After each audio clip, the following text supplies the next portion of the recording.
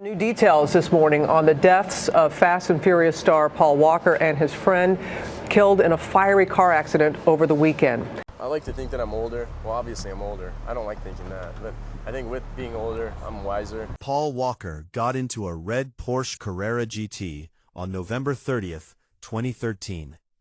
Before the car pulled away, he told someone nearby he'd be back in 5 minutes. He never came back. For years, the story seemed settled.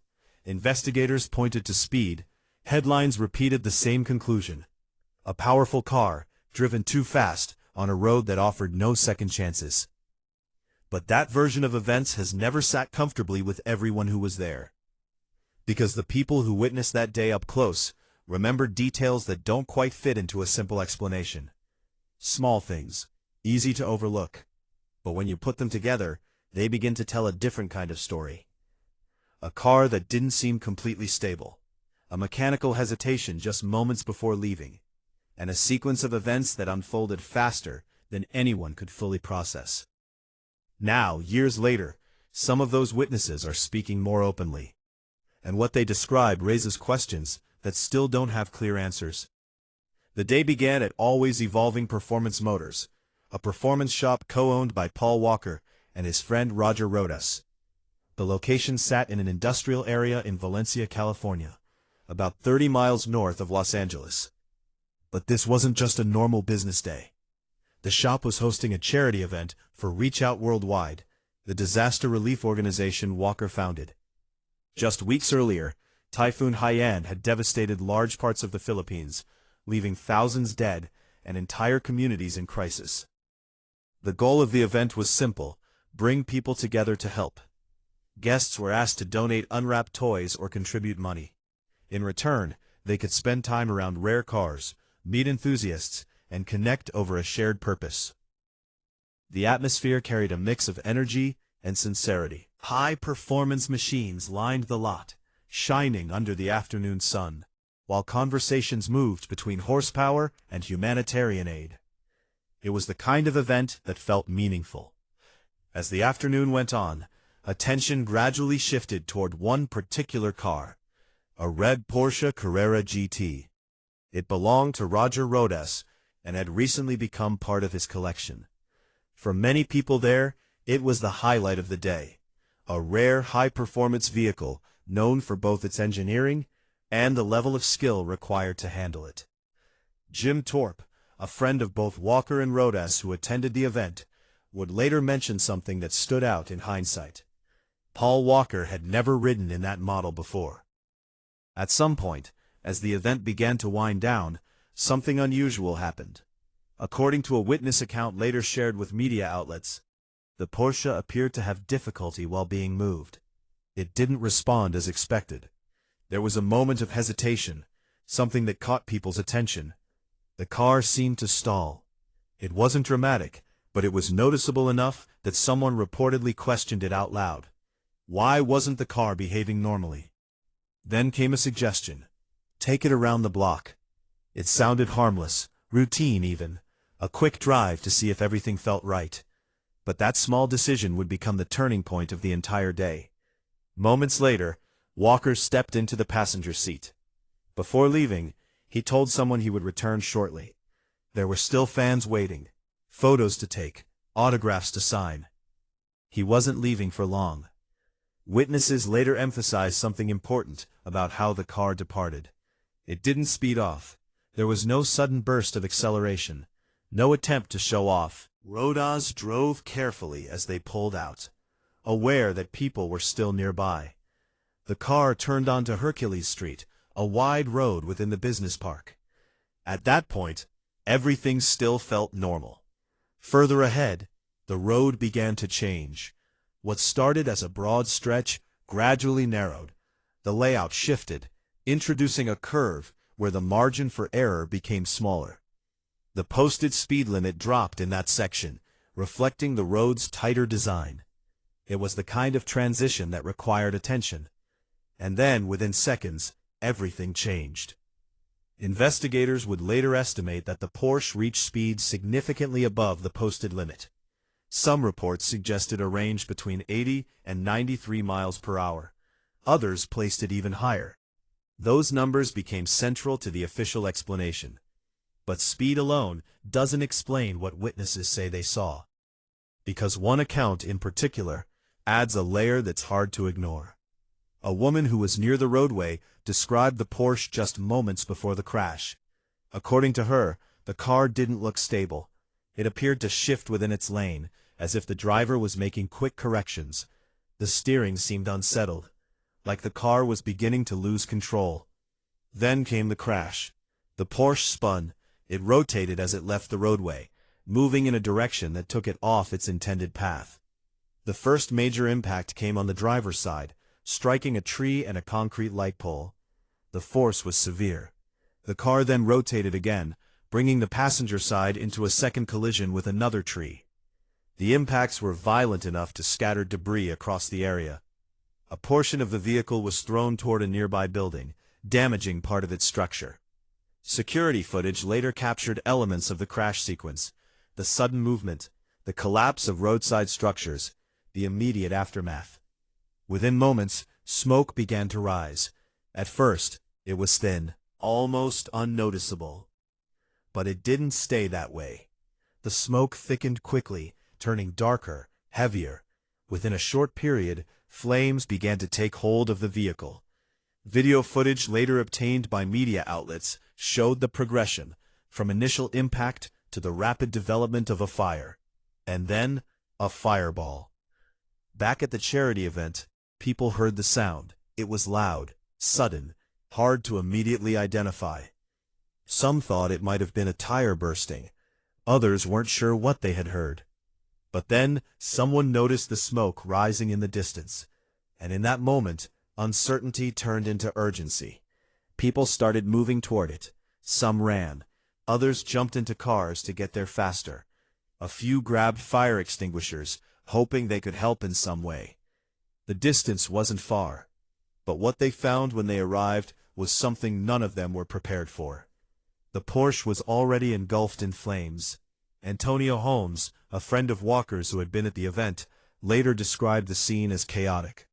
People trying to act quickly, trying to make sense of what they were seeing. There was no hesitation. They tried to help. Fire extinguishers were used one after another. People moved as close as they could, pushing against the heat, hoping to reach the car. But the fire kept growing.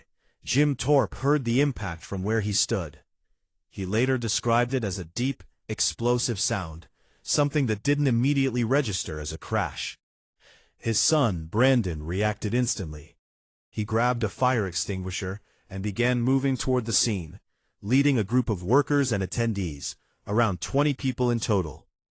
They ran toward the smoke, but as they got closer, the reality of the situation became impossible to ignore. The heat was overwhelming. The flames were already too large, and getting close enough to make a difference was no longer possible. By the time they reached the wreckage, the situation had already slipped beyond control.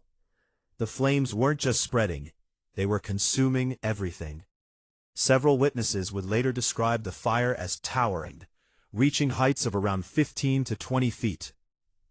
The heat pushed people back before they could even get close enough to try anything meaningful. Even those holding extinguishers found themselves forced to stop, unable to fight something that intense. But still, they didn't walk away immediately. They hesitated, because in moments like that, logic and instinct collide. You know it's dangerous, you know the odds, but a part of you still wants to try. One of the men there, a close friend known publicly only by an initial, ran straight toward the front of the car. He didn't wait. He didn't think. He reached in, trying to get to Paul Walker, attempting to pull him free with his own hands. But the fire had already taken over too much of the vehicle.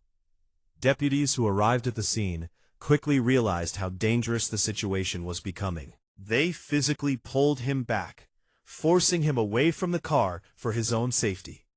It was a moment that many would later describe as one of the hardest to watch, because it marked the point where effort turned into helplessness.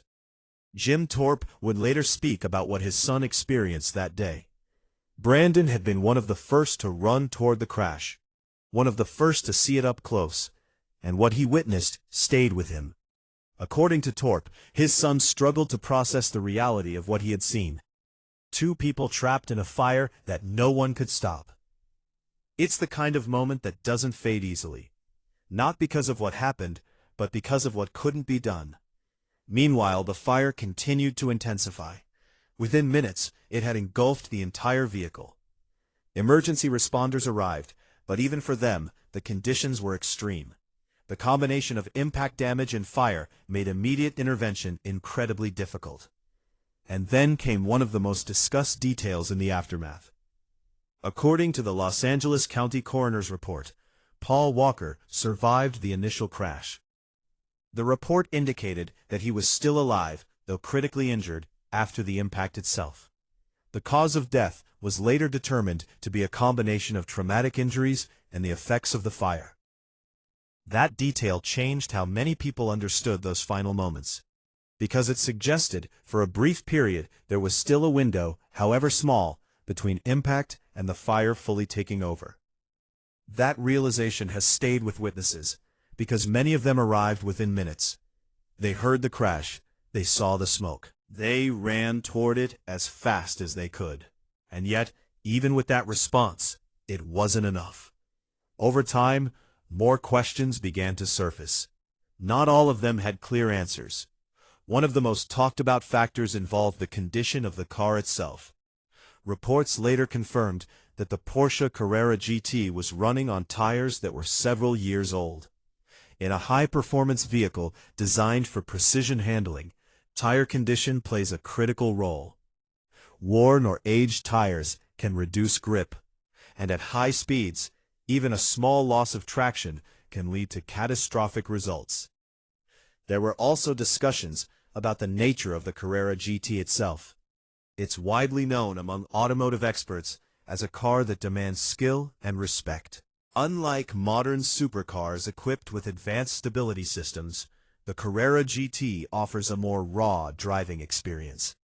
That means less electronic intervention, less margin for error, and in certain situations, less ability to recover once control is lost.